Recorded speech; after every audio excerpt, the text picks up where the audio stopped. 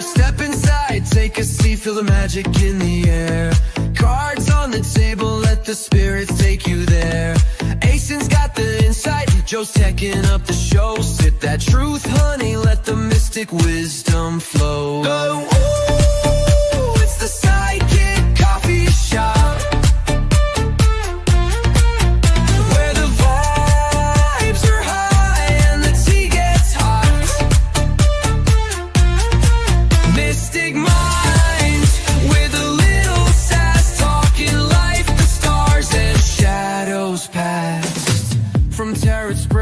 To future sights, we're spilling secrets left and right.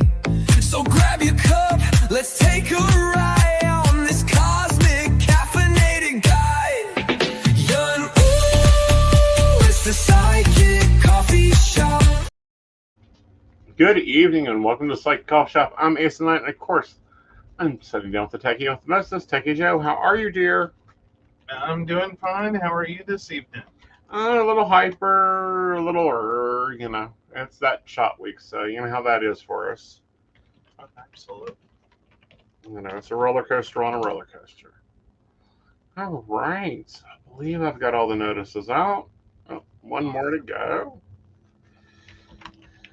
All right, so it looks like an Amsterdam. Take it away.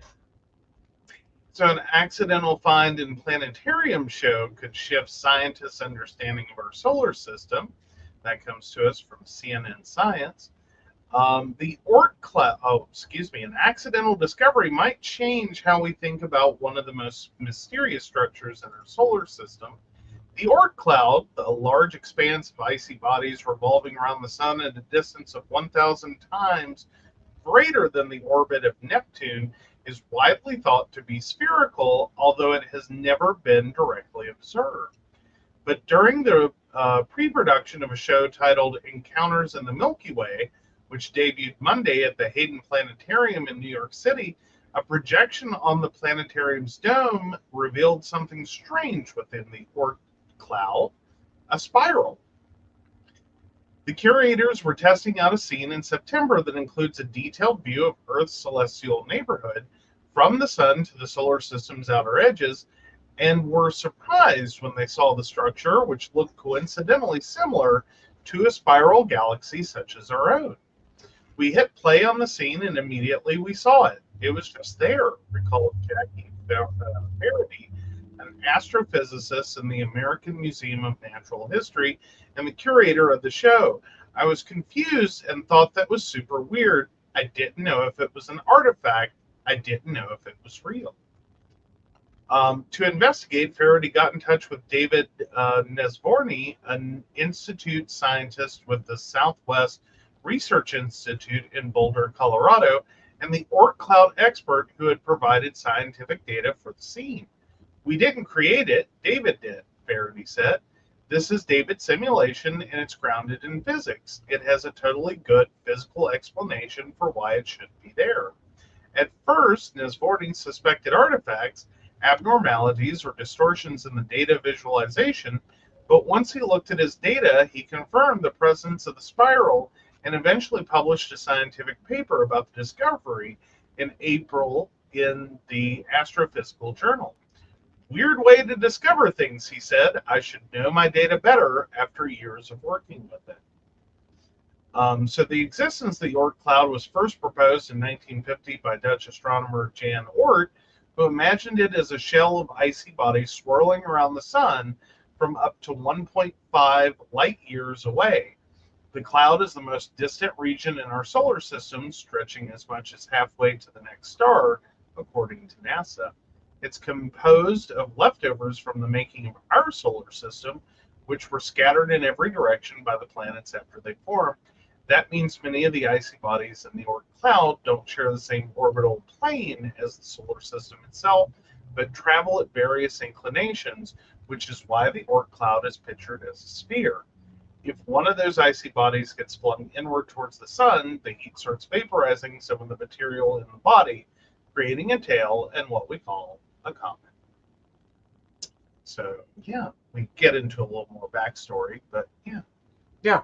So it's interesting. They're finding that there is a spiral sitting just outside our solar system. Which is very, very cool. Very, very interesting science thing. Yes. And funny the things you find when you go to look at it on a really, really, really big screen, Yes. such as a doe. Yeah, and I think that it's interesting that, the data didn't show it, but it's there.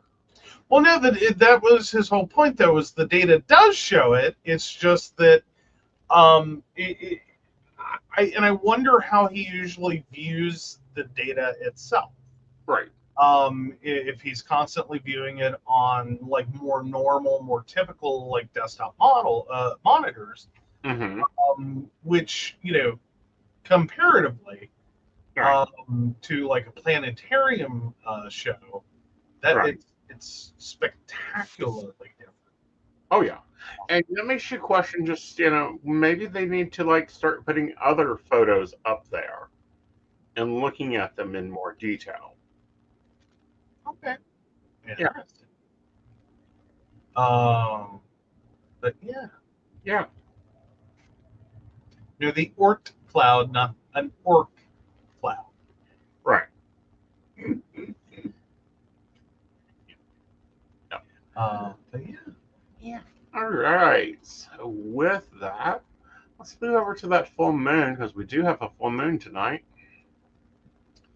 All right, so look up to see June's full strawberry moon, the Milky Way, and multiple planets. So June's full moon, nicknamed the strawberry moon, will shine brightly on Tuesday night and Wednesday morning. The moon will be at its fullest at 3:44 a.m. Eastern Wednesday, but will still appear bright and low in the east after sunset on Tuesday, as well as low in the west opposite the sunrise on Wednesday morning per Earth sky. The summer solstice falls this month, occurring on June 20th, which means that the sun typically appears higher in the sky and the moon seems closer to the horizon because the celestial bodies are positioned on opposite sides of Earth. But this will also be the lowest full moon visible from the northern hemisphere in decades due to a phenomenon called a major lunar standstill, according to Earth's sky. The standstill, when the moon is at its northernmost or southernmost point, occurs between the moon's orbit, is slowly dragged around in an 18.6-year cycle by the gravitational pull of the sun.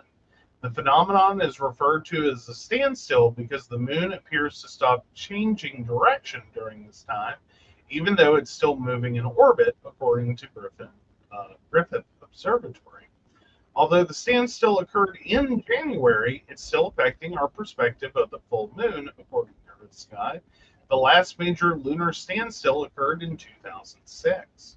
Meanwhile, for those viewing the flip side of this phenomenon in the southern hemisphere, the full moon will reach its highest point.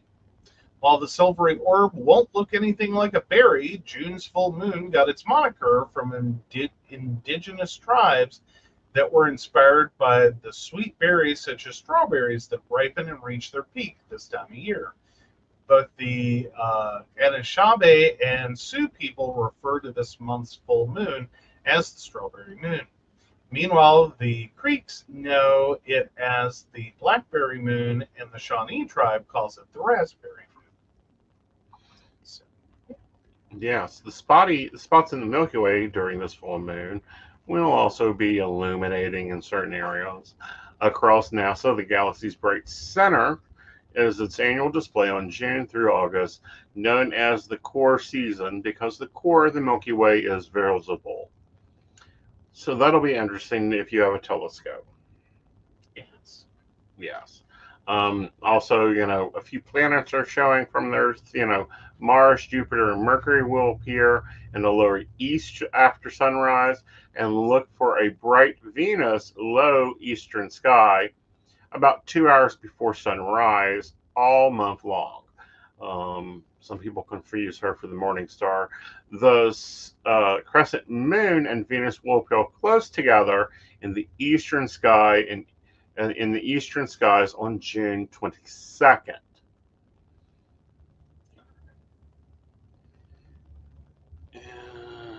Lunar and solar eclipses. We don't have any of those coming up very soon, thank God. We can move on to a tidal wave. Yes. When I go collect your son, I'll be right back. All right. So a 650-foot mega tsunami shakes the planet, sending waves across continents. Satellite footage shows the destruction. So that comes to us from Daily Galaxy. In September 2023, a massive event in Greenland's Dixon Fjord stirred the planet in ways no one could have expected. A tsunami originating from a landslide set off seismic waves that were detected across the world. The phenomenon, which lasted for days, wasn't just an isolated incident. It sent ripples that traveled from Alaska to Australia, a span of thousands of miles. Scientists had to scramble to make sense of the seismic pulses, which seemed almost too slow and too persistent to be linked to typical earthquakes. So on September 16th, 25 million cubic yards of rock and ice broke free from the cliffs of Greenland's Dixon Fjord, creating a towering mega tsunami that reached heights of 650 feet. The sheer force of the impact sent a shockwave that reverberated throughout the fjord and beyond. As the wave hurtled towards the fjord's headland, it bounced back, setting off a seiche, a strange oscillating motion that forced the water to slosh back and forth, triggering deeper seismic activity. The tsunami's effects were felt immediately. The wave washed over a research station on Ella Island, damaging equipment worth $200,000. However, this was only the beginning. The water didn't calm after its first pass. Instead, it began rocking the fjord back and forth, a motion that lasted for days. The lingering energy produced a slow seismic signature, an anomaly in the usual pattern of earthquake readings. What was even more baffling to researchers was the seismic signal that this mega tsunami left behind. Typically, seismic stations record frantic scribbles when an earthquake occurs, but this was different. The seismic waves exhibited smooth, rhythmic peaks spaced 92 seconds apart, and they lasted for 9 days, far longer than anything typical. In total, the pattern was so unusual that no one could initially pinpoint its cause. A team of more than 70 researchers from institutions across the globe worked to uncover the source of this global pulse. Their efforts led them to the conclusion that the source of the seismic signal was linked to the landslide-induced wave. Alice Gabriel, a researcher from UC San Diego's Scripps Institution of Oceanography, explained it was a big challenge to do an accurate computer simulation of such a long-lasting, sloshing tsunami. The models indicated that the waves likely reached 30 feet high, though there was still some disagreement among the researchers on the exact measurements. One of the breakthroughs in this investigation came through satellite technology. The Surface Water and Ocean Topography SWOT satellite, launched in December 2022, provided high-resolution images of the fjord in the aftermath of the tsunami.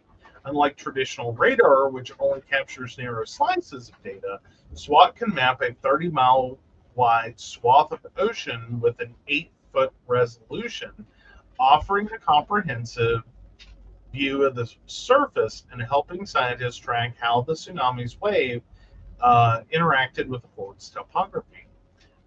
Thomas Monahan, a researcher from Oxford University, explained the significance of the satellite contribution. This research highlights how next-generation Earth observation satellites can transform our understanding of these dynamic environments. SWOT's ability to peer into remote and often difficult-to-reach regions like fjords allowed scientists to closely monitor the extreme forces at play in Greenland's furthest corners.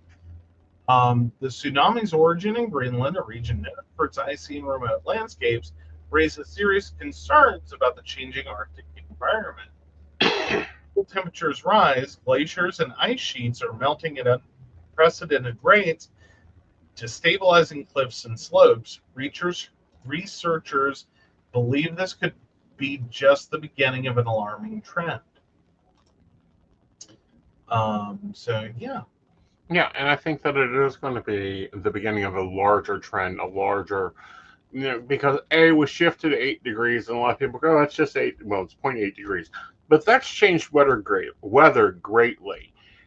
More tidal waves like this is going to rock the planet. More behaviors like this will rock the planet. And with that, it's going to change the effects and the ecosphere of not only our weather cycle, because it operates in a ball, and we're just moving the inner ball, but also the gravity we're collecting from something, i.e. planets, that type of thing. That's all going to be effectiveness.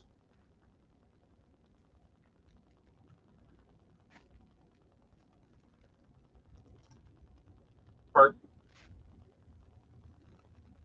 Did you not hear anything? I may not have. What I was saying is this is an alarming rate if we keep getting the planet shifted and pushed a little bit harder. Yeah, there's also a D20 game that you can build a space fleet on. But we may be playing D20 with the Earth, the way the gravitational flow is, shifting with the explosion from Japan. This way of shifting us a little bit more. That's affecting our weather. That's affecting a lot of things. Mm-hmm. It definitely does. It'll be interesting to see how it plays out long term. Yeah. And what other weird weather phenomenon we start seeing as a result. Right. I mean, we could start having snow in June. Yeah. You shift the ball a little, the planet a little more, like 5 degrees would massively shift our weather. Yeah, it would drastically change it. Yeah. I mean, and the seasons and yeah, aspects of weather works. Yeah. Yeah. But no, it is still interesting to see their unique weather phenomena. Mm-hmm. You know what I mean? I would think this many years in that you would kind of start having an idea that that we know it. We know all of it. We've seen it all. We've recorded it all. Because we're up to what, about a 200 and some year complete right weather history. So about 200 years, yes. Yeah. So at this point, you would start thinking that okay, what else is there? Right. What more are you going to run into? But it starts begging the question that no, it's a very short time in Earth's history. Mm-hmm. There's probably many more mm-hmm. that will occur in the next 100, 200, 400,000, 20,000 years, mm-hmm. As our planet, goes through various cycles, mm-hmm. and gets pushed and pulled by various gravitational effects of those events. Right. And the long-lasting effects are even worse. Here's an example. We didn't, up until 4 years ago, we didn't get tornadoes. We'd get 1, 2. Now we got tornado warnings every 3 or 4 days. Well, and it used to be the concept that, a tornado was never going to make it here. It's tore up by the Appalachian Mountains. And so we have nothing to worry about. But then we saw in the 90s, that wasn't true. All right. And it started to introduce the idea that no, it can happen. But it also starts to move into the idea of as weather patterns shift, as our effect on the Earth intensifies, changes, causes different things to change. What that actually plays out as. Right. And how it plays out. Because the Appalachian Mountains aren't protecting these tornadoes. It was just more so our placement in the weather arrangement. We weren't getting them. Now we're getting them. Well, You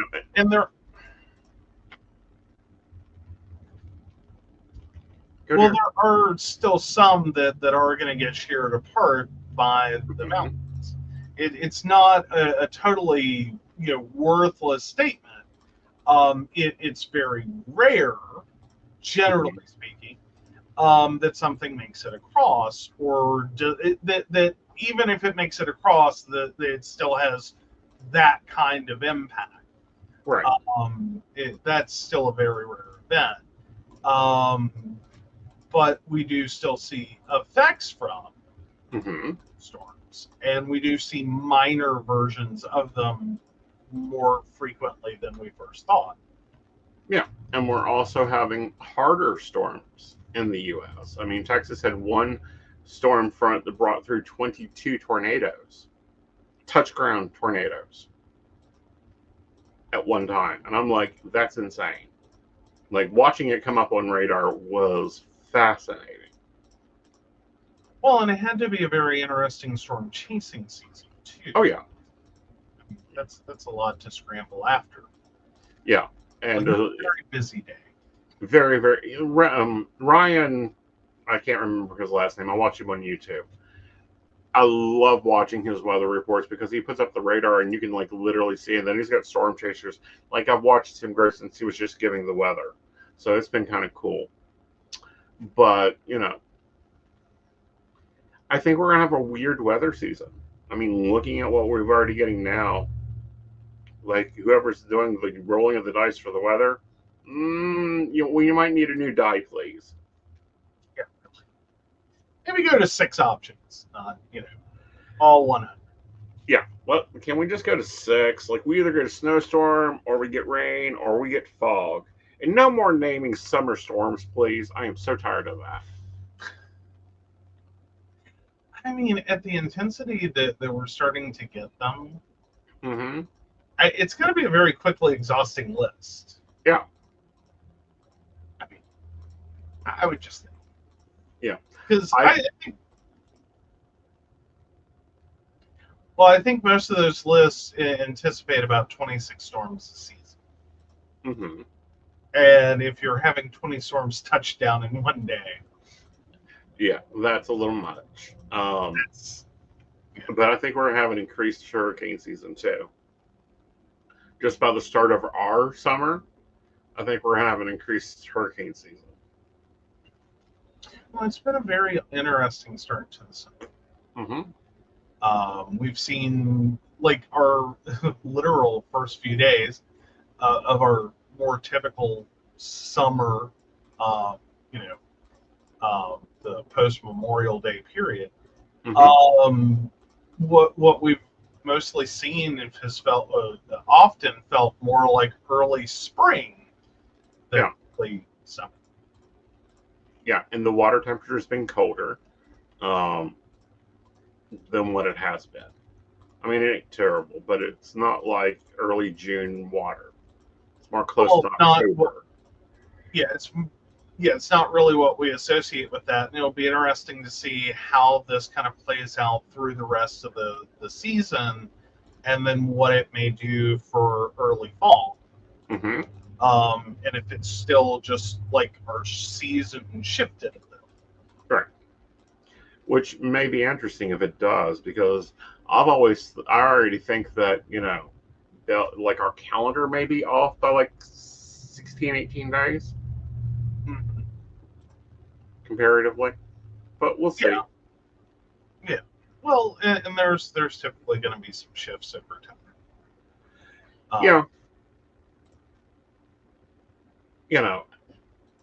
So it'll be interesting. It'll be interesting to see what the weather pattern is. Like, I'm starting to get fascinated with the weathering and watching the weather again. Not so much the weather report, because I find them a little bit useless. Like, if they had a feedback system like I do, they'd all be 1-starred.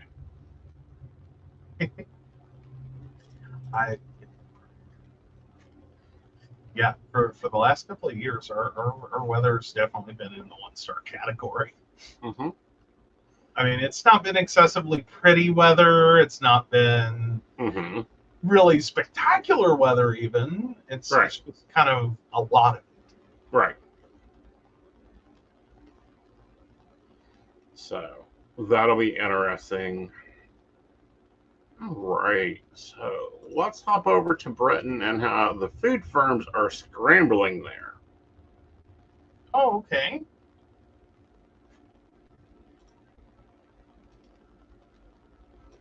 Um, Coming at you. okay.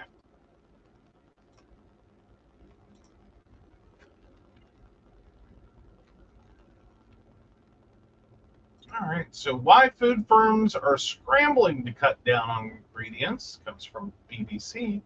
For gluten-free, citrus-free, and tomato-free, Carrie Clayton, shopping and cooking is a challenge. As well as her own food requirements, her 10-year-old son is dairy and wheat free. The family shops at multiple stores each week to get the best free-from options, cooks adaptable meals like jacket potatoes and pasta, and makes cakes and cookies from scratch. She spends about an hour a week baking on top of running 2 online jewelry businesses and parenting another child. When M&S launched its only range in March with products featuring 6 or fewer ingredients, Miss Clayton described it as a dream. That was despite higher prices. Its one ingredient cornflakes cost $2.50 for a 325 kilogram, or excuse me, 325 gram box, compared with 90 pence for 500 grams of the standard kind. For standard shoppers, it seems a lot, but for us with allergies, it's about normal, says Kent-based Miss Clayton. It's hard to find enjoyable things we can all eat. If you're used to the luxury of standard cereal, you might not enjoy alternatives or understand the exact cost, but for those of us that need low ingredient food, it's perfect. Life might just be about to get a lot easier for Miss Clayton. More retailers and food brands are taking M&S's lead to offer more items containing fewer ingredients, prompted by the concern around ultra-processed food that has been growing since Dr. Chris Van Tulken released his book, The Ultra-Processed People, in 2023. There is much debate over how to classify ultra-processed foods. However, less processed foods are growing in popularity. Matthew Hopkins, founder of Indie, a platform which helps small food and drink brands get into big retailers, says he's seen a 40% increase in retailer inquiries over the past year about products with fewer ingredients. He is taking bigger orders specifically from Ocado, Selfridges, and John Lewis. Retailers are responding to growing consumer demand for simpler, more recognizable ingredient lists, says Harrogate-based Mr. Hopkins. Feeling the need to offer a less processed product, plant-based brand This, which makes meat-free sausages, burgers, chicken, and bacon, has recently launched a new superfoods range.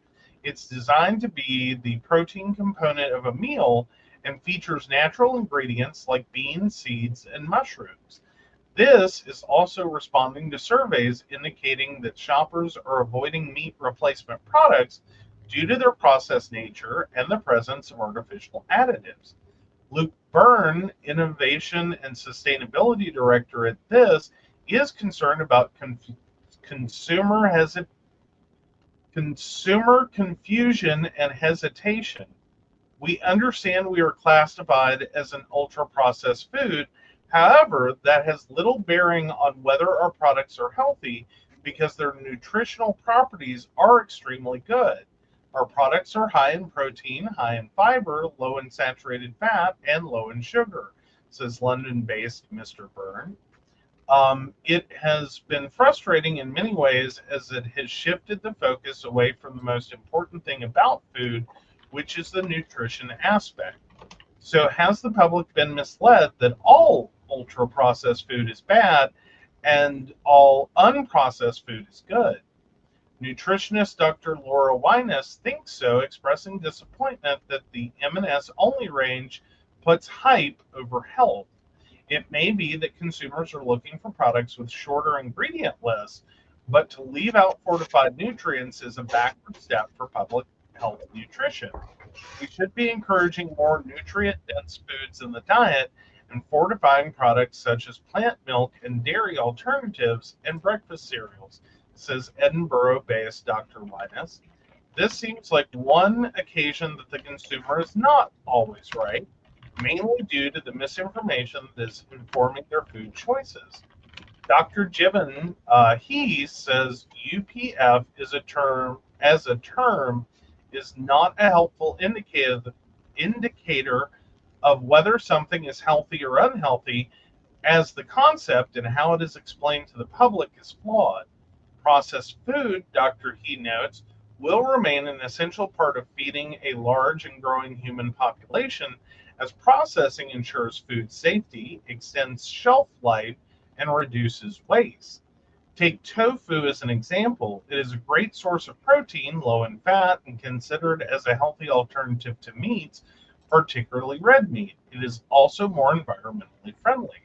However, tofu could be considered as a UPF, whereas red meat would be an unprocessed food, says Dr. He, who is head of science and a chartered food scientist at Teesside University. He has also collaborated with food manufacturers and food technology companies to improve processing technologies. He argues that tofu might fall in the ultra-processed category if it had certain additives. For food brands wanting to create less processed products, Dr. He advises that it can be done by simplifying the formulas of existing products and looking at new processing and packaging technology that fewer ingredients can be used. Many food products have extremely complex formulas, and a manufacturer may not fully understand the functions of each ingredient listed in their formula. I would advise food manufacturers to closely examine their formulas and identify which ingredients are absolutely necessary and which they can do without, Dr. He recommends. Novel food processing technologies can also help produce products with higher nutritional retention and longer shelf life without significantly altering the physical structure and chemical composition of the food. Dr. He is also expecting a rise in marketing to push the virtues of less processed food products, as well as to justify their higher price points. So premium porridge brand Three Bears, for example, recently launched its own range of low ingredient breakfast cereals in partnership with footballer Harry Kane. Mr. Kane appears in product promotion and is also a company shareholder. Three Bears Oat Cinnamon Loops, containing 7 ingredients, are priced at $3.99 for 250 grams. That's compared with only multigrain hoops from M&S, containing 5 ingredients at £2.50 for 300 grams, while Waitrose Essential Multigrain Hoops are $1.25 for 375 grams and contain 22 ingredients. With our oat flakes, it was really hard to get the texture and crunchiness right, as we only wanted to use 3 ingredients, and oats are very different to process than other grains. With the cost of creating products with fewer ingredients higher and the process harder, the price points are reflective of this, explains Three Bears co-founder Caroline Nichols. You know, what gets me is it's like, yeah, we're asking for you to put less crap in your food, but it costs you more to do that. I don't get that. I mean, well, that was kind of where the earlier part of the article was, that in trying to create a less like word dense list of ingredients, Mm-hmm. you really have to start reconsidering how you make that happen. Mm-hmm. And it's going to very potentially use different ingredients to make that shorter list up. Those ingredients may be more expensive. And then there's the additional ideas that, like, the food may have less shelf life. Mm-hmm. So you may end up with a food that has a lot of waste because it's going to expire faster. Because it's not necessarily, and kind of the point I think Dr. He was making, is that in some instances you may be trading off for that list trimming Mm-hmm. some ingredients that would ultimately make this food, safer, better in some regards than its lower ingredient counterpart. That, yeah, you got your oats down to 3 ingredients, but what did you have to take out or not use to make that happen? And then not only what did it cost to do that, but then what was the trade-off in terms of, like, food safety, in terms of nutrient enrichment, and so its overall usefulness Right. may have decreased as well. Right. And that happens. Example, my bread stays in the freezer until I need it. It's going to change how we handle food. I give it that. But if it's healthier, then why wouldn't it be better? Depends upon how you define healthy, and again, that kind of goes back to the Dr. He points, Right. in which, what if your overall theory of healthier is that, one, you understand everything that's in it, Mm-hmm. it's a short list, so it's not ultra processed. Right. You're not getting a lot of extras that you don't, like most people, understand why this is in my food. Mm-hmm. Like, if you're looking to specifically cut out certain things, Right. then I can, and I'm sure Dr. He could as well, understand what you're shooting for. Mm-hmm. But then in doing so, are the manufacturers necessarily doing that with only a focus on capturing the market for low processed foods, or are they doing it in a way that actually makes sense and, like, keeping in, so to speak, the good stuff Right. that our diets kind of demand? Right. That 3 ingredients is great, until you start creating bread that isn't enriched, until you start creating cereals that are not enriched with vitamins, and that being a primary food source, as in, you see a lot of people, primarily diets are heavily tilted toward Mm-hmm. bread base and cereal base and, like, pasta base and all your typically enriched foods, more so than, like, their fruit and vegetable. Like, that's a much smaller portion. Right. So when we enrich different flours with additional vitamins, we kind of also help to make that an actual functional thing within our diets. But I think that raises the bigger question of, isn't the real problem not that we're trying to go with less processed food, Mm-hmm. but that our overall diet is fundamentally built on not eating things that are actually healthy Mm-hmm. and pretty simple ingredient wise, Right. as in, an apple is an apple is an apple, Right. and would contain, or an orange is an orange is an orange, a lemon Mm-hmm. is lemon, and these are foods that would actually provide the environment, nutritional components that we need without the enrichment.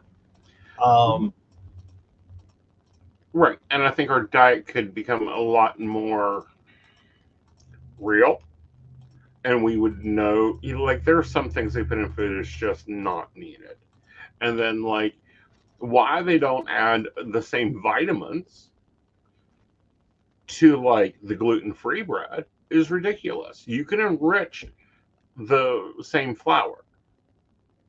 Choosing not to. Other flours, yeah. Yeah. Well, but are they choosing not to, or is it one of those things that I think we have a fundamental problem? Which is you're wanting to be gluten-free and eat your cake too. You see what I'm saying? Is we fundamentally have a diet and have had right dietary problem for many years. And it has a lot to do with the choices that consumers are making about the food that they eat in the first place. And so it's kind of like, well, I really want my Oreos, but I want my Oreos to be healthier. Because I've read all about ultra processed foods, and I oh yeah, that's totally, like I want shorter ingredient lists. I'm tired of all these chemicals, without really stopping to consider the problem is you mostly want to eat Oreos, right? And you don't want to like go have a banana, right? But you want the same nutritional value in your Oreos that you would have gotten from your banana or in your sandwich, in your cereal, in your whatever, because these are fun, easy foods that people like and we've adjusted and grown to enjoy. And it's kind of like cut up a banana over your fucking $2 or £2.50 cornflakes and be done with it. Yeah. Like, that's it. I mean, it's not the total answer. It's not everything of the answer, but it's a great help. It's a great help. The other thing is getting back to like you mentioned Oreos. Oreos was one of the first companies that we went, oh, gluten-free, not a problem. Boom, there you go. Here's your gluten-free Oreos that actually have less sugar than the regular Oreos. Like, they're technically healthier. Yeah, not that anyone really wants to be walking around calling Oreos healthy. But fundamentally, that seems to be the misinterpretation of like the ultra processed foods argument. Right. Is we said lower processed foods or less processed foods or not eating foods that are ultra high processed. We didn't really mean for you to go on a campaign to shorten ingredient lists and just skip out of the whole, like, stop eating garbage. Right. Like, eat real food, eat real things. Right. It is fundamentally where the answer gets, like, keep your diet nice and diverse and fresh fruits and veggies and like make sure you're keeping balance of your nutritional needs, right. and you're not going into a nutrient deficit. All of that got somewhere lost in translation with a society that's kind of like, yeah, but can I just, like, I don't know, get a healthier Snickers bar? Can I get a healthier Oreo? Can I get a healthier slice of bread? Can I get healthy donuts? And it's like, you missed the point. Well, and I think the major point there is stop throwing stuff that's technically not needed for your product. Hey, Bluey. Hey, Bluey. But no, well, and it's, our diet has been unbalanced for eons. Yeah.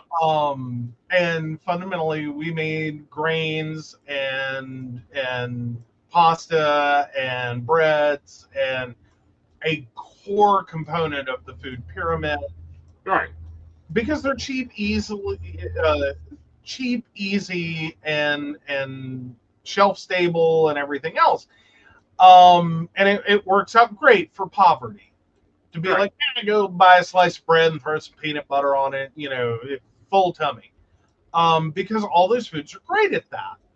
Right. And they're relatively cheap, full tummy, you feel satiated, Mm-hmm. nutritionally fucking rocks. Yeah. They're rocks. Right. Meanwhile, we have a society that doesn't really encourage fresh cooking daily, Right. especially not for multiple meals. So it is easier to grab prepared foods. Mm-hmm. And quite frankly, most of us are conditioned to do it. Right. We're tired. Yes. We just want to eat dinner. We do not have the energy mentally, and I don't even mean like physical energy. I'm talking about emotional engagement. Right. Like mental engagement for the idea Right. of oh, we're going to go buy fresh meats and veggies, and we're going to chop them up, and we're going to sit here and make a real meal. And can I not just get a hamburger helper? Dinner, 30 minutes. Mm-hmm. Move on with life. Right. Just. And unfortunately, dear, for me, no, you can't just get a hamburger helper. Because instead of it just being spices and seasoning and a thickener and some pasta, they, added in, some gluten, some yeast extract. The equivalent. Yeah. There is a gluten-free equivalent, and we have bought it, and we have made it, and it is good. Yeah. And quite frankly, as long as the ingredient list doesn't contain gluten, I don't really care what's in it. Yeah. To be quite honest, at the point in which I'm reaching for a box of hamburger helper, I no longer give a shit. Right. Let's be fair. That is, I'm sorry, it's a hill I'll die on. At the point in which a human being reaches for hamburger helper, they no longer care. It is about, I'm hungry, I want food, I want it to taste good, I want to be done with this. Right. But at the same time of that, and we've had, some of the weirdest crap that they threw gluten into, and it's like, it doesn't need to be there. Mayonnaise. Simple oil, egg, and spices, and some vinegar does not need one bit of flour in it. Theoretically, no. But again, we go back to the problem of mayonnaise was something that used to be made in the home. Mm-hmm. More importantly, if you don't eat many sandwiches, you don't need much mayonnaise. Right. You know what I mean? Like Miracle Whip alone has done more to justify its existence in recipe books than virtually anything else on the planet. Right. They have justified themselves up one side and down the other.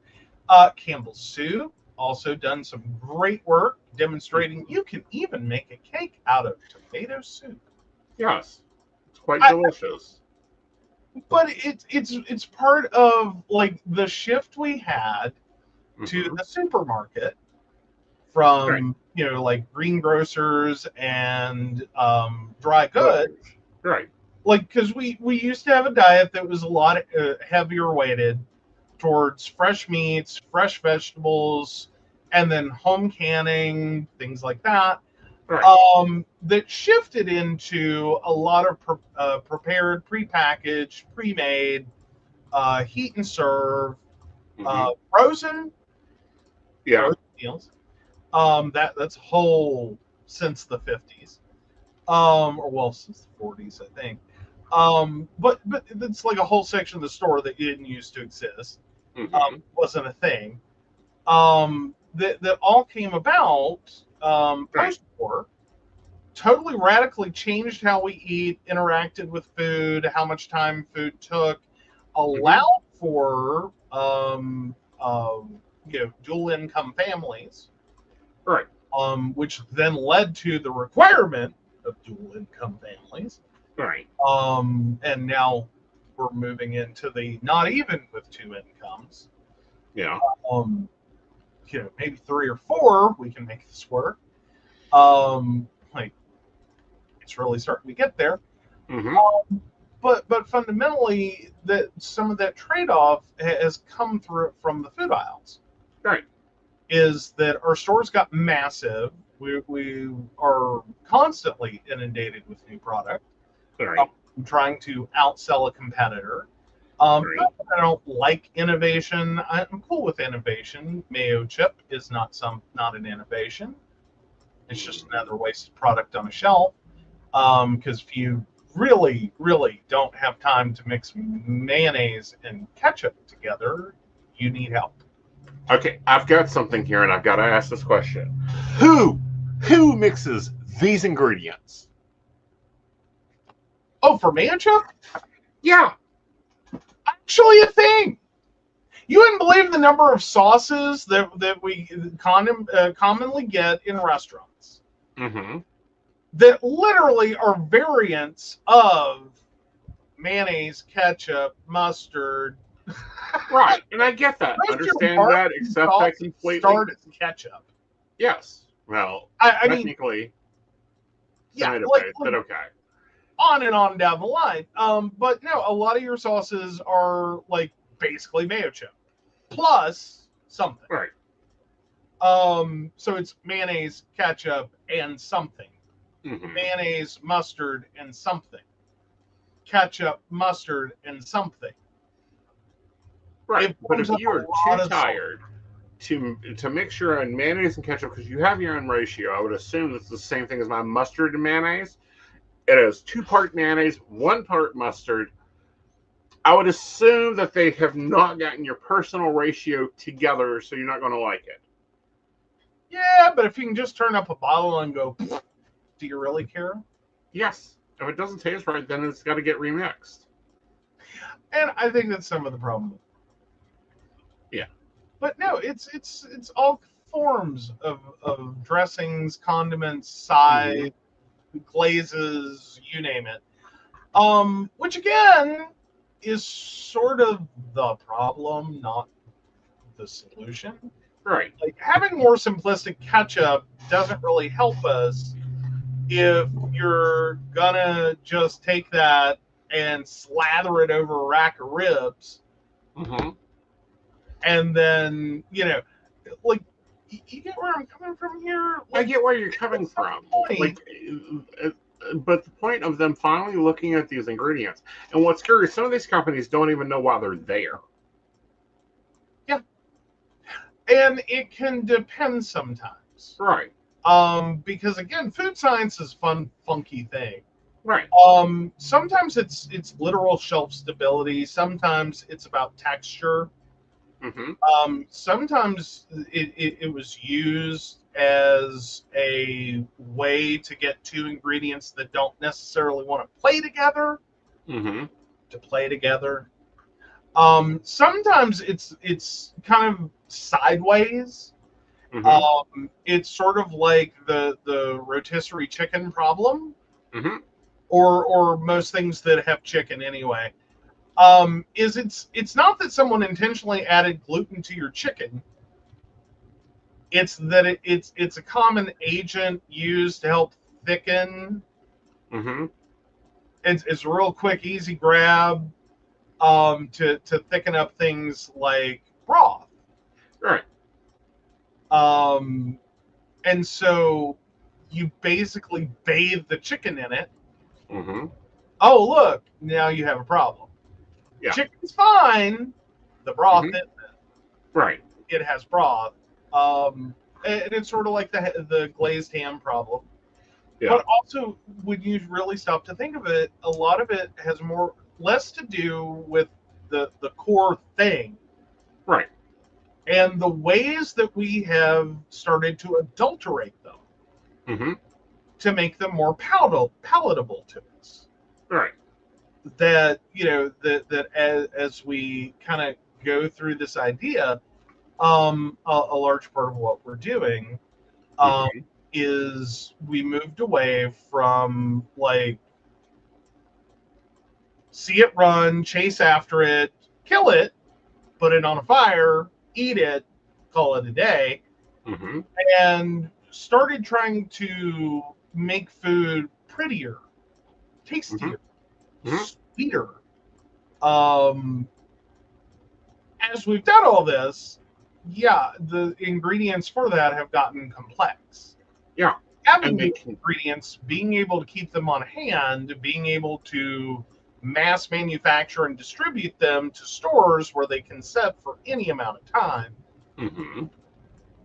And no company likes throwing their food away. Well, and I get that. So you know, sometimes you need to put it on sale, dude. Sometimes you need to donate to food pantries. But at the same time, some of this stuff has like shelf life of 2 to 4 years. Who needs it that long? If it's sitting in the grocery store for 2 years, there's an issue. That would be an issue, but how many people buy stuff on sale, stock their pantries, and then you might forget about stuff? Has anyone else not had the mom experience where I know there's a can of cranberry sauce in this pantry? I bought it last year on sale. I can't find it. Right. I swear to God, I know this. I've done this. I have generations have seen this. And then you find it. 6 months later, it got moved behind something stupid. It got knocked off a shelf. It got knocked into an in-between, something. You cleaned. Something occurred. You put it somewhere that made sense at the time. And you couldn't find it later. Then you find it. Cranberry sauce. For most people, we're an exception. Yes. For most people, cranberry sauce comes out at most twice a year. Yeah, we're an exception because it's one of my favorite containers of fruit. Yes, that it's so super processed. That's fine. It doesn't have it's processed, but does not have gluten. I am happy for that. Doesn't have gluten. But no, fundamentally, what happens for most people is once you find it, you no longer need it. So then it sits on the shelf for another year, and then hopefully you find it next year. So at this point, you have easily gone 2 years. How annoyed would you be to have bought that cranberry sauce on sale, going, "Ha, I'll be ready for next year." Then you lost it. You had to go buy another one, and then by the time you find it, garbage. Yeah, and that would be annoying. I understand that, but at the same time, throwing gluten into corn, throwing gluten into green beans, not necessary. Like that's just trying to stretch everything out. And then the really good reason for longer shelf life is 3 years of a major crop disaster. Enough time to have the disaster, interrupt the supply chain, Right. regrow, resupply the chain, Right. fulfill the need. And that's understandable. And, you know, I really, at the same time, it's, you know, it's shoring up some of these things. The other problem is especially in the U.S., we have farmers that can grow stuff the government tells them not to.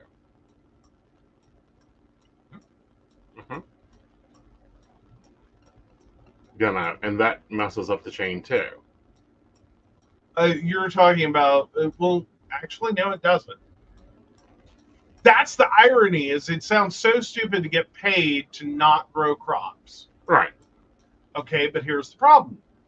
If everyone goes into the market with, oh my God, yield, the price drops, it now becomes unprofitable to grow. So what immediately happens if you're not going to make any money, if it's going to cost you money to grow those crops, you're not going to make anything, you're just going to spend money and take a loss, what happens? Well, then you grow something else would be my movement. But again, like that's where we get a problem at is when there's a disaster like all of California loses all its carrots. Where Florida's going, well, we ain't, we got told not to grow any this year. Well, because the alternative is if you want to resustain the price so that people want to grow that crop and don't abandon agriculture, you fundamentally then have to destroy all the excess. Or buy it. And do what with it? That's been the other problem. Like this whole commodity, like produce, food, etc. The like we tried that. It worked fine. It worked good. Okay.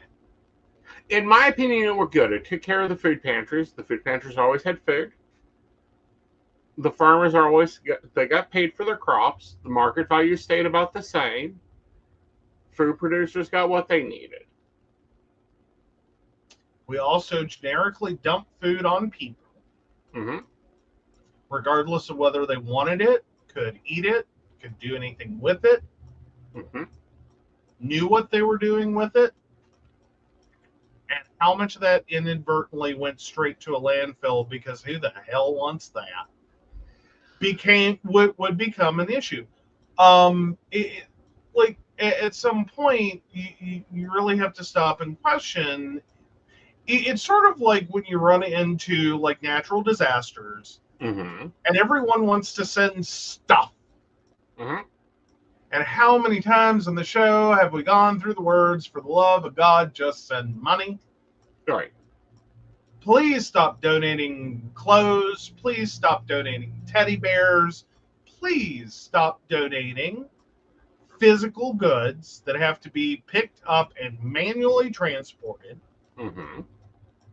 Your cash will do more good than anything else you can donate. Right. We have gone through that. We've explained that. We've been through that. The fact is that as far as food assistance goes, it literally does more good for people and for local economies to give cash assistance or at least benefits assistance than it does to wholesale whap. Here's your box of food. Aren't you glad? Right. And we're just all going to live off of whatever the excessive product was that year. So, Jimmy Carter had a great goddamn year. We're all eating peanut butter for 6 months. Yay. Dairy cows of America just could not produce less. Cool, we're going to eat 50,000 blocks of processed cheese food. You know what I mean? Like, and hi, some of those boxes are still around. Some of those items are still there. How many pounds of processed cheese food did your mother send us? It is not the same, though. It is not the cheese of Jimmy Carter's time. And you've literally been at the point of I'm throwing this in the garbage, I swear to God. Well, yes, and then I saw that I could just literally take and bury it outside, and it would still be good in 10 years. Well, yay for that. But my point being, and we've run into other people that have been the beneficiaries, right? You want to call them that, of like the well-intentioned who have received stuff they're not going to use, that have then gifted it on to others, going, well, maybe you'll be able to use it, because and some of it is very common problems. I don't know who in the hell thinks every senior citizen has some really amazing dentures capable of eating walnuts in like 3-pound bags Or 5-pound bag. monthly. Yeah. Because bless your heart, West Virginia's trying, but there aren't that many. Not of your of need populations. Right. And so again, send the box of foodstuffs, and I will guarantee you now the nuts come out. Those go to someone else. Mm-hmm. Someone else can use it. The cheese comes out. They're sick of the cheese. For the love of God, they're done with the cheese. Even if they could remotely have it. Right. Do you understand the quantity Mm-hmm. of 1 pound of Velveeta hunk of processed cheese food? Do you understand? That is an appropriate quantity for no one, to begin with. But more importantly, like you would use that for a 9x13 casserole dish of something. Right. Do you know what one of the major problems is of being older? Being alone. Uh-huh. There's only so much. Even if you are not dietarily restricted from it, Mm-hmm. there is only so much Uh-huh. you can do with that before you are done with that. Uh-huh. Someone doesn't understand. I have an address and I have boxes to ship. But no, and for other people, it does work out occasionally. And Yeah. But even if, like, because your mom, before she could, because she had a set of dentures, there was a, I don't know what happened actually, but anyway, long story short, she ended up needing to get new dentures. And there was a period there that, I'm sure she still will anyway, but there was a period there that, like, there was no way for her to have eaten the nuts. Right. Point blank, there was no way. And so we were already getting them. And you kept saying things like, well, you know, we'll at Christmas, we'll just use them all up. We'll just use them all up. We will make fruit cakes, and we will make, you name it. Like, you had a whole list of things you were going to make. How many times did that happen? 2 Christmases, and then I got jumped on. Okay.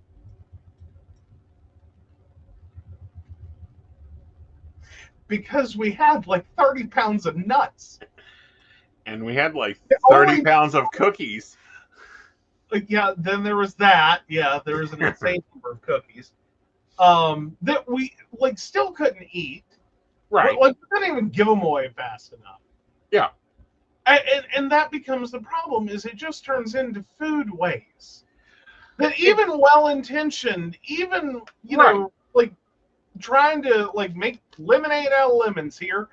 You know, we got 30 pounds of nuts. The only person with more nuts right now are fucking squirrels. But okay, we're gonna make cookies. Let's make some. How many dozen cookies? Okay, but for what? All we can do with them at that point is hopefully give them away. But see, let's go back. We can't eat that many cookies. I know, but let's go back to the 80s. When the commodity, because my aunt got these, and I remember it. You got the commodity box. It had the block of cheese. It had pasta. It had bread. It had beef and pork and green beans and peas and carrot, all this. And then there was this little booklet with the box. And it literally had like 4 recipes for each item in there. Yeah, we got rid of the recipe book.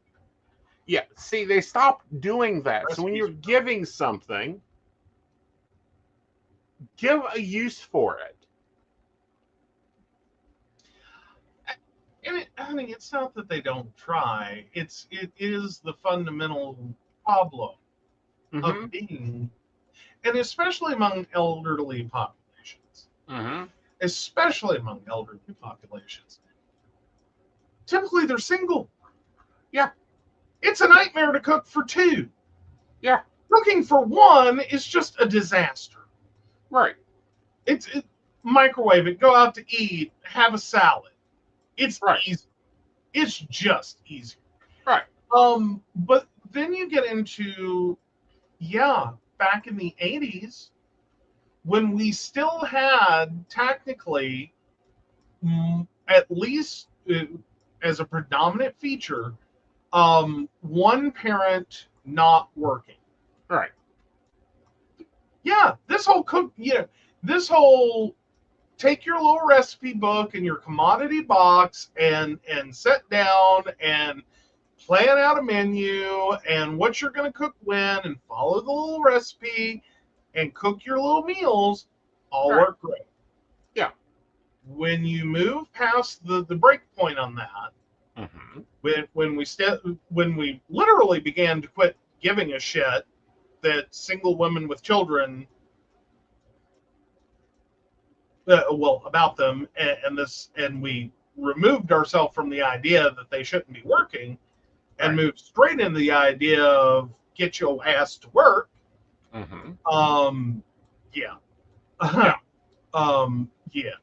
Once we really did that, and especially the way it's gone, one, no one can live in poverty without working.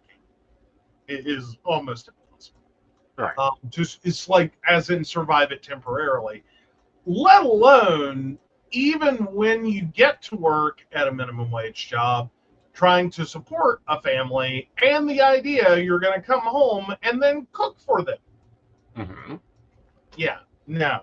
Sorry, again, for a vast majority of people who are going to receive those boxes, you might as well have just backed that truck up to a landfill for what they're going to be able to achieve. And then feel bad about wasting the food. Because it's just going to pile up in a pantry till it goes bad. Because when do you have time? Understandable. When? Since the year 2000. And maybe we need to change the way we look at commodities instead of being raw product, being more meal packaged products. And we've discussed this before with like the food pantries here that give 4 and 5 bags of bread. And it's like, what are they supposed to do? Live on bread? I mean, more bread than a standard household buys. Yeah, they're handing out. My problem isn't the food pantries get bread. Look, yay, a large part of the American diet does revolve around sandwiches or toast or you name it. My actual problem came in at the realization that it's the same problem as the commodity food box problem. Right. Is instead of giving people cash assistance to go buy the food they'll actually eat, we just randomly sling food at people with no rhyme or reason. Right. Just whatever they had, whatever someone donated, whatever was about to go bad at some store, whatever. Right. And we concern ourselves not with the fact of, do they have any medical conditions that this might not work out well for? Yeah. Because that was my problem. That was my problem, was taking someone who, one, I didn't understand this at first, like, call me privileged. I got really confused when it's like, why do you need a card to go to a food pantry? Like, I understand you don't necessarily want to carry the food that far. But, like, what do you mean I have to go get in line? Right. Oh, because, one, this was a drive-through food pantry, which at first I was kind of enamored, like, that's efficient. That's efficient. You have taken the McDonald's fast food model, you have applied it to a food pantry. That's kind of genius. And then I saw what came through, because they only hand to the driver, only pull forward. You have to, like, it's a whole process. It is an assembly line. Don't waste time. Okay, cool. So you take whatever they hand you, you have to keep passing this back. But I'm noticing everything that comes through the window, and I'm looking at it, and it starts to hit me. Mm-hmm. There's 2 diabetics in this household. Mm-hmm. I've seen 3 items that they should be eating or could be eating or would not be bad for them to eat. Everything else, it's like, well, no wonder their blood sugar hovers around 300. Mm-hmm. Like, if this is a good chunk of their diet Yeah. because they know their choice, yeah, that'd be a 300 blood sugar. Don't know why a doctor would yell at him. Just drive through this line one time. He'd be like, well, hot damn, I've solved it. Yeah. Like, you got handed cereal and shit tons of pasta and shit tons of bread and you name it. If it was unfriendly to a diabetic, it came through that window. All right. Cookies, cakes, candy, like all of it came through. And it was just like, these are the worst foods they could possibly be surviving on. Right. But Like, they're being forced to survive on them. But if they redone the system and done it more from like a factor standpoint, where it's like, oh, John W. has diabetes and gluten-free. Okay, so his meals are these commodities. okay. I mean, still to a degree, Right. it works out better because you're still going to have to coordinate all this. Right. You're still going to have to, instead of assembly line packing all of these for one specific, Right. and then you get into the mixed households. Mm-hmm. Like, that was just me noticing a household with 2 diabetics in it. Mm-hmm. What happens if you run into a household in which you have mutually exclusive problems? All right. What do? You send in 2 food boxes? You just gonna pick one, like whichever one's worse? You gotta try to mix it up? You gonna... Well, no, I think that it would have to be organized out to like everybody at this address. These are their food profiles. These are the boxes they get. Yeah, it takes a little bit of barcoding. Okay. I'm just saying that comparatively, for what you would spend to do it, write them a check and be done. Like, literally, this is going to be a system that is going to cost so much to do it. Yeah, some places you can call it in. Right. And they ask if you're diabetic or non-diabetic, but that means you're going to have to pretty much be forced to share all your personal information. How many like they done already? Okay. I'm sorry. You put them on the line, and I talked to plenty of them. Oh, I've got the diabetes. I've got they're going to share that anyhow on that phone call. Okay. Not that it really helps them all that much anymore, but right. I mean, some places it still does, and I get that, and they try. Yeah. But at what point does it not just make more sense to go, here's a check, go to Kroger, be a capable adult, buy food you're going to eat, mission accomplished. You ate. Done. Right. Done. No one has to get up in your business. No one has to figure out what your problems are and what you can and can't eat or should and shouldn't eat or what's in this and fuck it. Here's a check. Go to the store. Buy what you can eat. Eat. Simple solution. A lot easier. Let people manage that themselves. Instead of, we're going to give them a recipe book. We're going to hire a bunch of staff. We're going to sort all this out. We're going to do intake forms on everyone. We're going to... What? At what point is it like, just write the check? Like, penny wise, pound foolish here over time. To keep up with all that, to manage all that, write them a check. Keep them in the local economy. Make sure your local IGA can send their fucking kid to college. Well, that would be nice if the local IGJ would actually carry some of the food some of these people can eat. I mean, we've seen that. Hey, there's still always the meat deal. Every IGA has a meat deal, you know it. Well, true, but every IGA does not have gluten-free. They don't. Every IGA definitely doesn't have tomato-free. You go to your local whatever. You make it work. Uh-huh. Some families are just going to be able to walk into their IGA and write, like, all one stop. Mm-hmm. Some families are going to go to every single store in town. Right. Trying to pull it all together.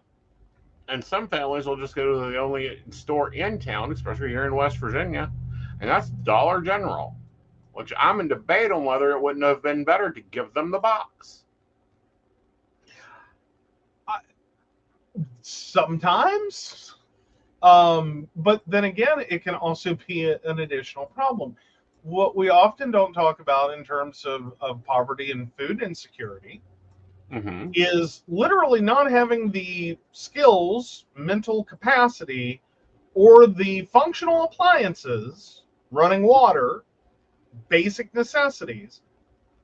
We still have a very broken idea of who poor people are.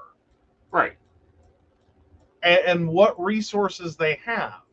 Like, how much good does that commodity box do if you're living out of your car? Right.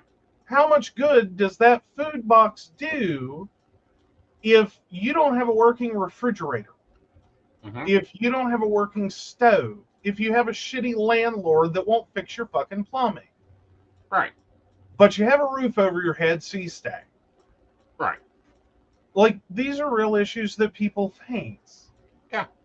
And aren't here's addressed. a check, figure it out. Like, I can't fix every problem in your life, and what's the point, again, of sending you a great big box of food? No. Like, there's a lot of people that like the idea, and we all like the idea of visually. It's a truly visual thing. To know that someone is hungry, see food, go into a box, a basket, a platter, or whatever, and give them food. It's a very visual connection to the idea of I help someone eat. Writing a check does not tickle that box. It will never tickle that box. It will never make you feel like you helped someone. Right. It just won't. It won't. Not in the ways we associate helping people. Which is it's very visual and it's very literal. Here is food. You are hungry. Here is food. Writing a check is like, you're hungry. Here's money. Right. Huh? Sorry, we made it the basic unit of life. Right.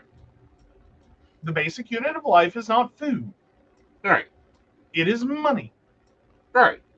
But, we've also have that problem is that here in West Virginia, especially in West Virginia, and I'm sure other states will too, the only thing there is a Dollar General and a gas station.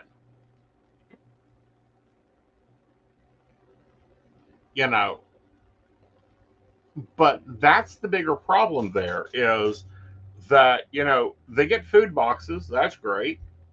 But that may be the only time they see some of the bread that they get. That may be the only time they see fresh vegetables, because Lord knows Dollar General will carry fresh vegetables. And again, in some areas, especially when you talk about that, you're often talking about older communities, as in the residents there are older. That's the only thing around. They God help them, drive that little Buick, Mm-hmm. because it's always a Buick, to the Dollar General, Mm-hmm. and they shop the first 3 aisles. Right. Why? Because that's as far as they can get. Right. So, and literally, this was a problem, and I didn't even know about it, didn't even think about it, didn't even imagine it. I knew my grandmother's knees bothered her. I knew this. She had bitched about her knees for years. Didn't really process that. I knew her knees hurt. Didn't think about what that meant for her life. Didn't think about, like, she's still the one that's doing her grocery shopping, that she's not asking for help. She's going to Dollar General because she can park next to the door. Okay, then she can basically use a shopping cart as a walker. Go through the first 3 aisles before she's exhausted. So that's it. That's everything she's living on is what's in that first 3 aisles. And I stopped and I looked at the first 3 aisles of the Dollar Generals. Mm-hmm. I don't want, oh, holy hell. Do you know what's in the first 3 aisles of every single Dollar General? Bread, chips, candy, Little Debbie cakes, usually the milk, and milk, if they have any kind of, like, so to speak, refrigerated fresh food. So milk, eggs, bacon, cheese, that stuff's right there at the very front. If you venture just a hair back, you can get a couple of the frozen meals. Like, Right. you get real strict on that 3 aisle radius. Mm-hmm. And I went, so many things make sense now. Mm-hmm. There were things that woman was doing that when I first got there, it didn't make sense. Mm-hmm. And it's like, God, she eats a lot of oatmeal. Right. In that first 3 aisles. Yep. For that particular store, first 3 aisles, she can get her oatmeal, she can get her bread, she can get her Little Debbie cakes. Woman had tons of Little Debbie cakes. And that was it. That's what she was doing. Yeah. Like, if she And felt she's not alone. she bought 2 cans of coffee when she made the trip a couple aisles more. Right. When she thought, and it's like, oh, Jesus Christ. Yeah. And it's like, how many seniors are doing it? Because that's one of the other things you notice is that even in areas where you have choices, Mm-hmm. where this isn't the only store, like Dollar General, as screwed up as this is, they know, one, they know their demographic. 2, even in areas where people have other choices, because of their layout, little old people love their stores anyway. Right. It's not like my grandmother. My grandmother drove past stores. Mm-hmm. She could have gone other places. She was, you know what I mean? Like, there were other choices. Like, she had to drive further for this Dollar, but she liked this one. Because it had it was a weird configuration. It had some things towards the front that wouldn't normally be towards the front. Mm-hmm. And so she could, get some other stuff. But how many seniors are doing it? Because they physically can't take the demand. Right. And so they shop can't. there because it's smaller. Right.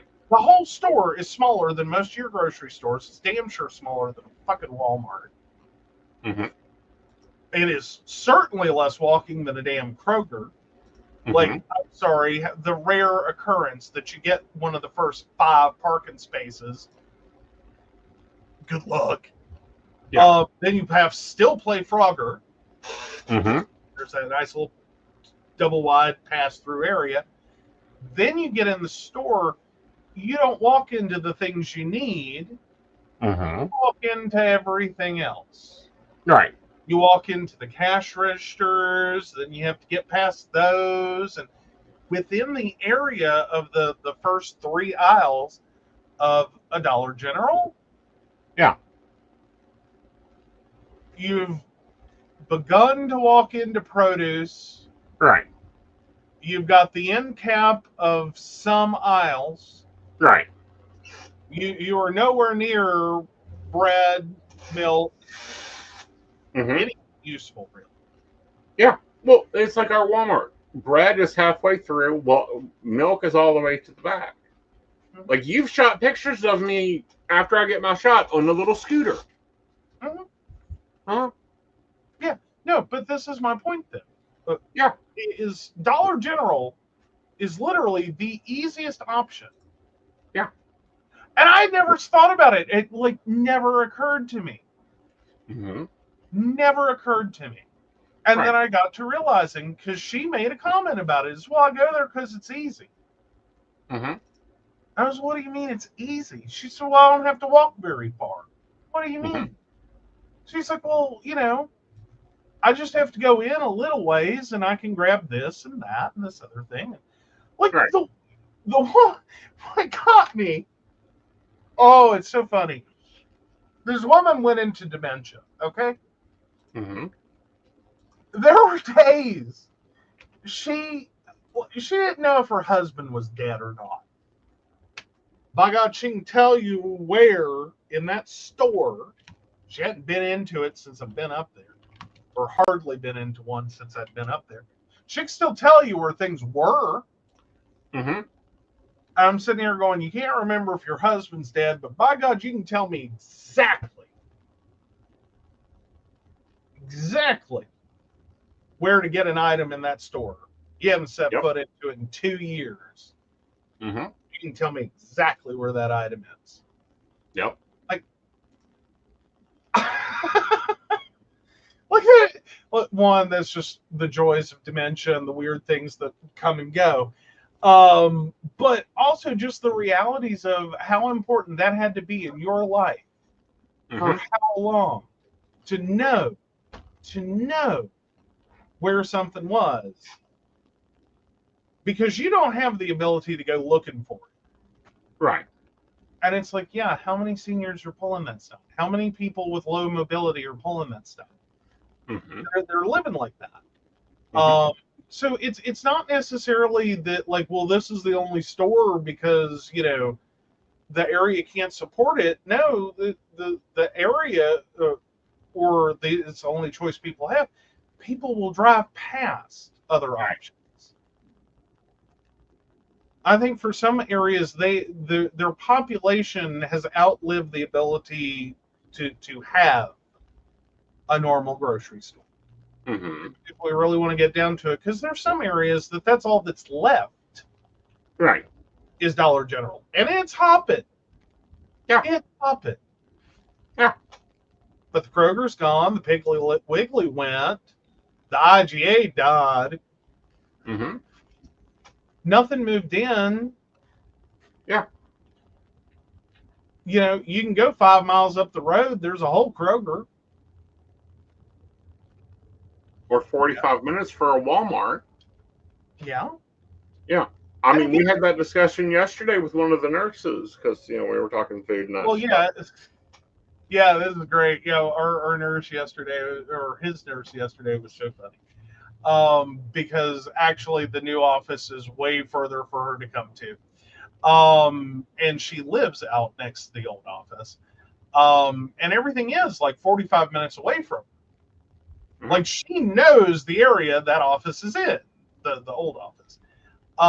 Because that's where she lives. And so we were talking to her about things out there, and she starts going, yeah. Oh, yeah. Yeah. And she's like, well, Walmart's 45 minutes no matter which way I go. Yeah. But they got a brand spanking new Dollar General. They got a brand spanking new Family Dollar and an IGA. Right. And a gas station. That's questionable on whether, it's safe to enter or not. Yep. Yep. Well, yeah, that's the fun part there. But quite frankly, when we get every time we've been up there, Mm-hmm. it's probably a 1 in 20. Uh-huh. It, like, if you count it up, everyone you saw, not that you're going to see a lot of people, it's about a 1 in 20 on non-gray hair to gray hair. Right. To clear off. It's a very elderly area. It is. It's an older area. It's an area returning to nature because the infrastructure is not there. Oh, yeah. Yep. All right. So let's move over and find out if you're an asshole this week. All right. Blue says we have 6 moments here. All right, am I the asshole for not apologizing to my coworker after she blanked me for 3 weeks over something I said? A coworker, A, is one of those types who never contributes to group projects. You all know the type, the one you have to carry through everything. So at our last team meeting, we were dividing up what needs to be done. Our manager assigns her a job, and her response is, "What, me?" To which I admittedly rather starkly said, "Well, you have to do something." Didn't really mean to say it, it just popped out. I will admit this wasn't the nicest comment, but 3 years of working with this kind of person grates so badly. For this, she has been acting like I don't exist for 3 weeks, by which I mean if I say something, total blank. Try to hand something to her, she acts like I'm totally invisible. I might as well not exist. Today it got worse because she found out I, quote, went behind her back and redid her part of the project because the deadline is in 2 days, and it was actually unusably bad. For context, we're in a team of less than 5 people, and all of this is very obvious in our office. For the first few days, I gave her space, assuming things would blow over and she would move past it. By the end of the second week, I decided, fuck it, I'm not breaking first because this is ridiculous. One of our other team confronted her on how she's acting and how she's making everyone uncomfortable by keeping this up because it's affecting the whole office. She told them she needs more time because apparently it hurt her so badly that I spoke angrily to her. Here's where I might be the asshole. Had she decided to approach me about it, I likely would have apologized. But I have made no attempt to do so to her since I find this behavior completely insane. I've had many instances of being annoyed by her or someone else in our office, and I've been either able to talk my way through them or else just move on from it and get over it. And so I throw myself upon the judgment of the court, am I the asshole? Editing to add, manager saw her work, 5-minute chat GPT style, and reassigned it to me, which is why I ended up redoing it. So it wasn't she saw her contribution to the project and decided to do it. It's her manager, their manager, saw the contribution to the project and went, oh God, here, can you fix this? Redo something. So, yeah. My opinion, not the asshole, but I'm also a jerk. First of all, why would the manager assign something to her? Well, and granted, the coworkers seem to have that thought too. What, me? Uh-huh. Yeah. I'm gonna go with not the asshole. Quite frankly, I'm probably gonna see a dill pickle on this one in the vote, but your boss, your executive team, your however big this company is, and who's the head poobahs in charge that are allowing the situation to continue with a deadweight employee that they know is a deadweight employee. They clearly know it's a deadweight employee. And just keep working around them while still even attempting to hand them stuff to do. I'm sorry, but Jesus. I mean, I don't even care about your coworker's response. It is what it is, what it is. I don't think your response to her was out of line. It wasn't the nicest thing you could have said, but I mean, I think that's a moment of, you know, if you can't say anything nice, don't say anything at all. But I can also understand that after multiple years, this is starting to grate. And Right. understandably, you're becoming resentful. Right. I think any manager, any HR person should be able to see the writing on the wall well before now. Right. So quite frankly, I think they created the horrible, shitty situation you're in by allowing this coworker to stay, despite what seems to be no clear ability to do their job. And that's the fundamental problem with not getting rid of people that won't or can't do their job. Right. So I'm at, or as Brenda said quite succinctly, the assholes are the managers. True. Like, I would be doing some coaching and going, what the hell are you doing here? All right. So the poll is up. Feel free to click and vote.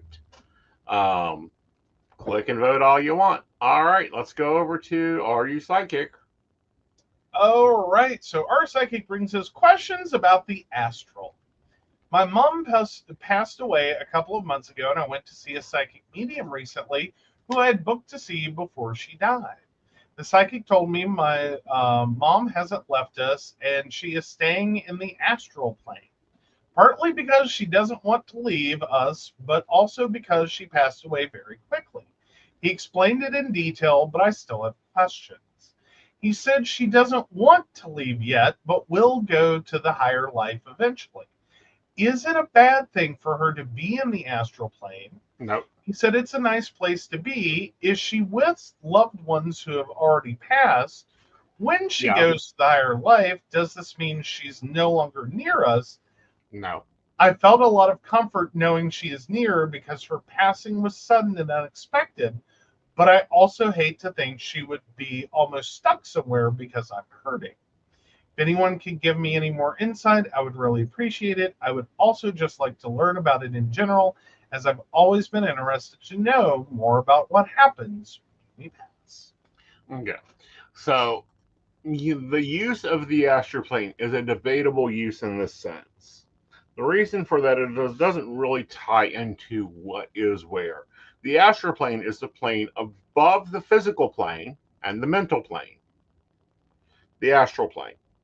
So, physical, you physically touch. Mental, you mentally feel.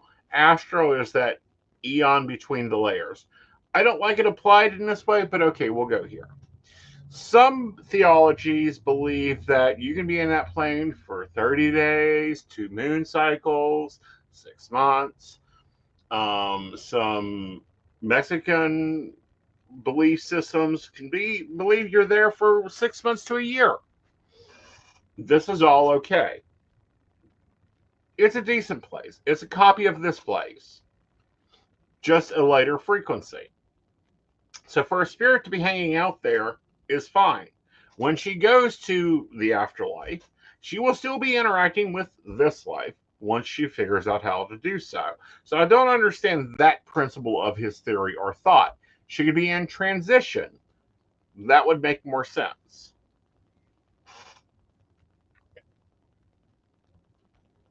Does that make sense? I think so. Okay. Awesome. All right. So let's go check that poll. All righty. Ooh. You are the dill pickle. I figured that's where that would go. Yep. I mean, it is one of those, like, I understand it. Like, it's an ugly situation to be in. I really struggle, though, to be like, you're the asshole. I think you're in a shitty situation, doing the best you can, and there's no winners to be had here. Well, there's no winners to be had here, except for, the only one that's losing is the company. Well, no, it's not even that the company's the only one losing. Like, everyone's losing. Right. Like, you're tying an employee that can't do their job to a job they're not doing. You're Right. putting extra stress, even though you have a warm body and a cold chair, on the rest of your staff,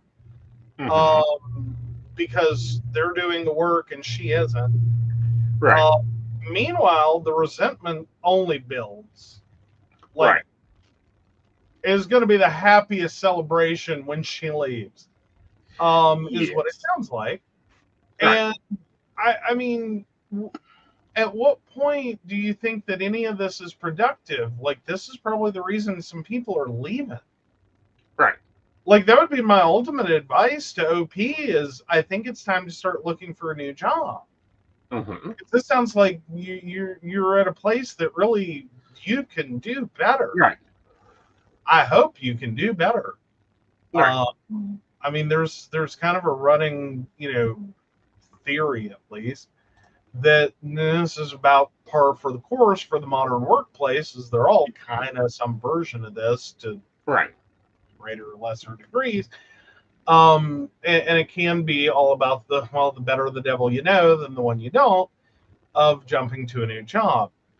Right. And I get that. But quite frankly, it sounds like even if you do temporarily end up somewhere worse, I think long run, the physical action of knowing that you're better than this, that you deserve better than this, that you deserve better managers than this, and making the choice to leave, is ultimately going to do you better in the long term. Because I think even if you temporarily get somewhere worse, you're going to recognize that and be done with it way faster. And, that's normally the deal. You're in, you're out, you move on. It's like, I think everyone should have one shitty relationship they can easily get out. Exactly. Just for the experience of being in a shitty relationship, knowing what the problem is, and then going, okay, if I see that again, I'm good to go. Right. Like, I'm not going to fix it. I'm not going to be able to take it home and repair it. It's not a bird with a broken wing. There's no mending this. It's just, that's the person and that's their problem. And that has nothing to do with me. Right. Thank you. Goodbye. All right.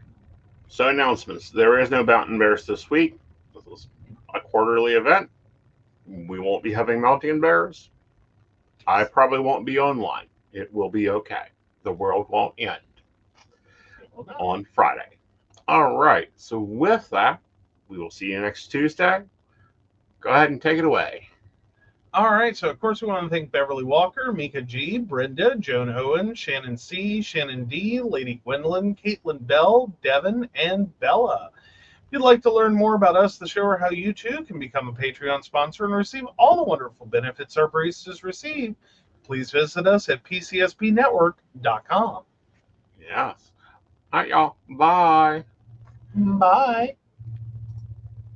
Buckle up, y'all. It's time to drop.